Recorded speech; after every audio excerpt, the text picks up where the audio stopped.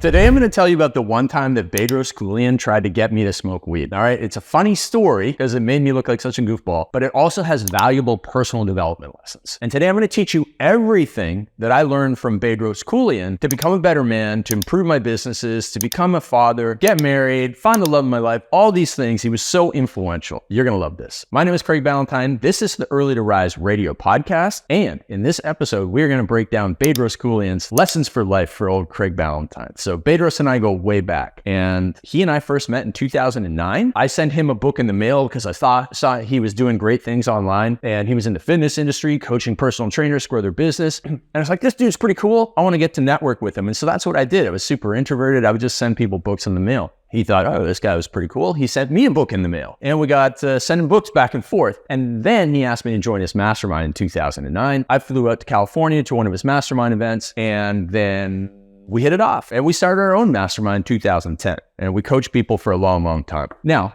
it was in late 2009, in October, I believe. No, I think it was early 2010 at our first mastermind meeting. We were helping fitness entrepreneurs build an online business. It's the end of the meeting. And at the end of the meeting on a Saturday afternoon, he's up in his hotel room, says, hey, come on up, we're going to hang out. There was one other guy in the mastermind group, and then there was one of the attendees, and then one of the girls who, my assistant at the time, they were all up in this room, and they were smoking weed. And so I walked in, and they're like, hey, you want to smoke some weed? And I looked at them and I said, I don't know how. And I'm serious. I'm not like Bill Clinton, who didn't inhale. When I tried weed once, I was like that funny kid in the movies that just coughs like for 10 minutes. And so I literally didn't know how. And I didn't want to show them that I didn't know how. So I said, I don't know how. And they were high and thought that was the funniest thing that they had ever heard in their life. So Bedros and I joke about that. Now, he's come a long way. He doesn't smoke weed anymore. He quit drinking, all of those things. And back then, he was not a leader of himself. And so let's go into our first lesson here. Bedros, when I met him, was a leader of people. Absolutely amazing leader of people. He could get hundreds of people to an event because he was California cool. But he was not a leader of himself. And if you've read his book that I think he wrote in about 2017 or 2018, it's called Man Up. You must read it. He gives me 2 pages. I think it's 54 and 55 in the book. He talks about how when we ran those mastermind meetings, I would show up and tell him we want to have an early dinner. He'd be like, you want to eat it? I think he made fun of me because I wanted to eat at 6 o'clock. 6 o'clock is like super late for me then and now. And he's like, man, you don't want to go to dinner at 8 o'clock? And I was like, no, I want to go to dinner at 6 o'clock so I can get to bed on time. And what he would do is he would eat a lot of dinner and then go back to his room and work till like 2 or 3 in the morning and then be late for a mastermind meeting the next day. And over the years, I was like 6 o'clock, and then eventually I got him to 5:45 and then 5:30 and then 5 p.m. dinners. And he started to see the benefit of eating early, getting to bed early, getting up early, working early, then having breakfast with me, and then going to the mastermind. Like getting a day's work done before going to mastermind was so much more effective than trying to work at night after we had gone out with mastermind people and maybe he had had a few drinks and maybe he had smoked weed and he didn't get anything done. He was behind on his deadlines. So I showed him how to lead himself. But the biggest thing he taught me was how to lead others. Because when I met him, I was very introverted. Now, he's also introverted. Well, I had many introverted tendencies, and he has introverted tendencies. We like to be alone. But man, that guy can turn it on in a group of other people. And his Man Up book is all about developing the 5 levels of leadership, with the first being the leadership of yourself, which is where he gets the information from me. Some of it as he improved his discipline. Today, he's mastered self-leadership and self-discipline and self-development, and he teaches that to many other people. But he needed to start improving it for himself back then. But the leadership that he showed me of other people was about lifting them up, about giving people an environment in which they can flourish. And it required a lot more communication than I was willing to do, and difficult conversations, difficult discussions and challenging conversations, which I tended to shy away from and avoid for a long time. Even in the many years after I met him, I had to see him do this. I had to see him sit down and have conversations heart to heart, eye to eye with people that he's really a master of. And he had those conversations with me. I was on the receiving end of some very powerful feedback that improved me. So he taught me to be a leader of others, and I taught him to lead himself. And when he combined those, he really developed this powerful leadership that, He's got millions of followers on YouTube, millions of followers on Instagram. He's been on the biggest podcasts. He was recently on Sean Ryan's podcast. He was on Chris Williamson's podcast. He's been on Tom Bilyeu's podcast. He's been on Ed Milet's podcast. These are the biggest podcasts in personal development. He's been on them because his message is so powerful. And one year, he and I were speaking at Joe Polish's Genius Network event. I was doing the traditional productivity, and somehow the conversation shifted dramatically. It was an interview. Joe was interviewing the two of us, and it was actually kind of okay. It wasn't like the best content we'd ever delivered because kind of all over the place. And then Bedros, for one of the first times in his life in a public setting, admitted that he was molested when he was a young boy. And then how he had turned that, molestation, that hard time in his life, he had turned that adversity into advantage through his mindset. And he called out the people in the audience and said, everybody here is rich. They know what to do, but you're out of shape and your marriage is suffering because you haven't healed yourself. And that was like the most powerful moment of the entire weekend. He got so many messages after. And I think that was like a catalyst for him to take his he had never really talked about it before. And then he started talking about it a lot. And that really helped people connect with him and for him to lead so many other people to grow his audience. So powerful stuff there. So it's funny to see him go from trying to lead me to weed, but now he leads millions of men to better lives because he left the weed behind, he left the alcohol behind, he left the bad habits behind. So I like to think that I played a small part in helping him. Now, the second thing after leadership of others that Bedros taught me was to be California cool. Now, I am not California cool, but I started out as Canadian cold.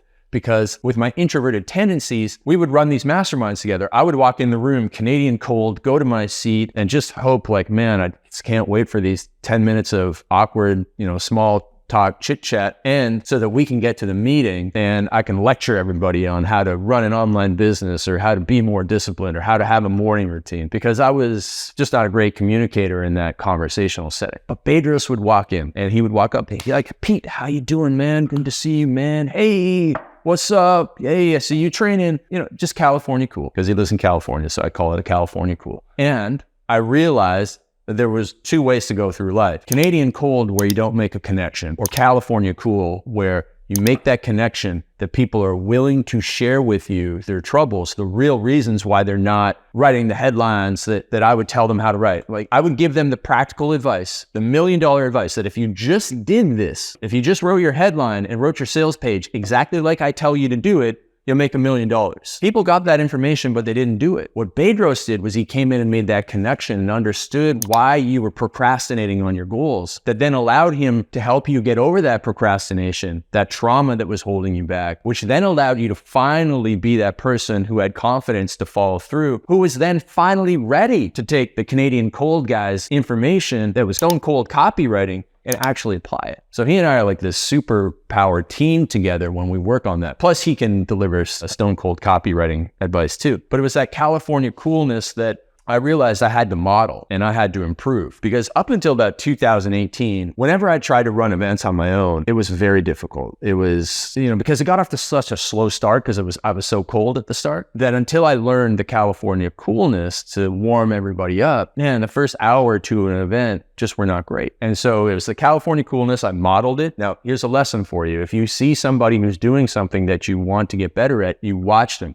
and you observe, and then you ask them, how do you do that? And then you take that information and you try it, and you get feedback from that person who watches you try it, and they tell you what to do next, and then you do it again, and you go through that iterative loop 1 million times, and the next thing you know, you're much better. Even on camera, he would say to me, Craig, you got to have that James Bond half-cocked smile on camera. Can't be stone cold lecturing all the time because people don't want to see that sad, scowly face. So it's that James Bond cold half-cocked smile that allows me to better get my message across to somebody. I still kind of go back to the stone cold face sometimes, but I am doing what he says and I'm getting feedback on it. So he taught me how to be a better leader of others. He taught me how to be California cool. And third is he taught me how to grow a powerful mastermind group through the sales and market, because he is an incredible sales person. He is incredible at marketing. So I don't just want to say he's good with relationships. He's great with relationships and networking too, but he's probably even better at sales and marketing. And he showed me how to get people into a room. So he taught me how to run Perfect Life Retreat events where we had 300 people coming, 2017, 18, and 19, pre-COVID. We had these 300 people events. I had Lewis Howes speak. I had Jason Capital speak. I had Tim Grover speak in 2018 when,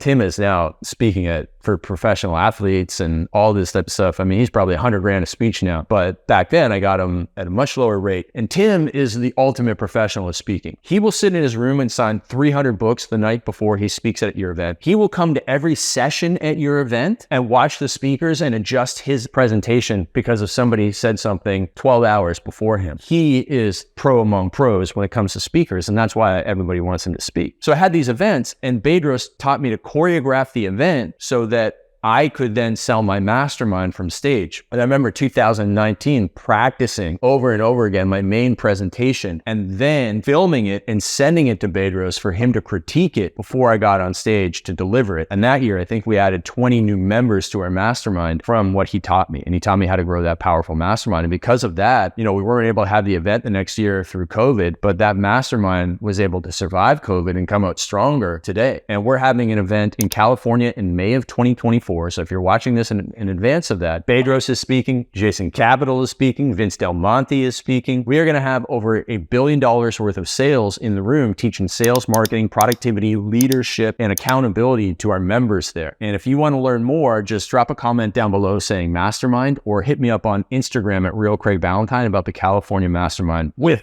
Big Bedros Keuilian. The fourth thing he taught me was be generous with time. I was always generous with money. Bedros used to come to our Toys for Tots event when in the mid 2015 era, from 2013 to 2018, we ran an event in Denver every Christmas where we did a workshop and then went out and took a bunch of entrepreneurs to Walmarts and we bought a whole bunch of toys and we gave them to the Marine Corps' toy drive called Toys for Tots. And Bedros came out many, many years and he bought a lot of toys and I bought a lot of toys. So it was easy for me to throw money at stuff. But what Bedros taught me was to be generous with time. Bedros will have 100 people over to his house for a barbecue when we had a mastermind meeting. Every Thanksgiving, he has 30 or 40 people to a Friendsgiving and he makes steak. He never makes turkey. He always cooks steaks because he just wants to be different. And he will just give time and time and time. And he will take people out to dinner and he'll do so much for so many people. And for me, I thought charity was just like, I'll donate here, I'll donate there, I'm done with it. But it's not just about money. He taught me to be generous with time, mentoring people, speaking. When Bedros speaks, you got two options. You pay him 50 grand. It's probably 100 grand now. You pay him 50 or 100 grand, or he does it for free because he likes you, because he'll give you his time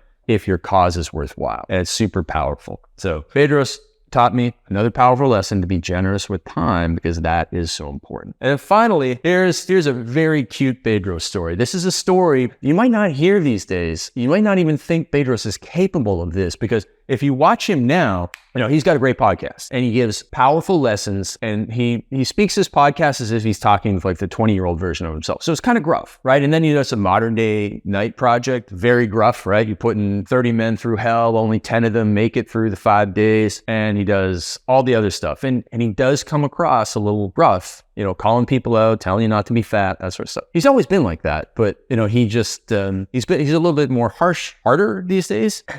He's not always been like that. And I've seen the softer side of him. So in 2018, might have been 2018, it wasn't 2018 because I was in Africa that summer. Maybe 2017 or 2019. Bedros takes his family to Scotland, England. And he invites me to come along because I'm kind of like part of the family. So we go there and we're in London, England, the day before we're taking a train to Scotland. Yeah, this is kind of neat. There's, at this one train station in London, there's door number 1, 2, 3, 4, and there's like 9 3/4, which is like this Harry Potter thing. And so we get there and like Andrew, his son, is getting pictures of the Harry Potter thing. And all of a sudden, Andrew realizes he forgot his stuffed lion at the hotel. And I'm like, yeah, maybe the hotel can like ship it to us or something. And Bedros is like, no, bro, when you have kids, you'll understand, but I got to go back to this hotel. So he jumps in one of those black cabs and he goes back to the hotel and he like chases down housekeeping or somehow he gets in the room and he finds it. Cause it was, like you put stuff on the bed and then, the covers are all messed up and you lose things in the covers of hotels. I'm sure there's been crazy things found there, right?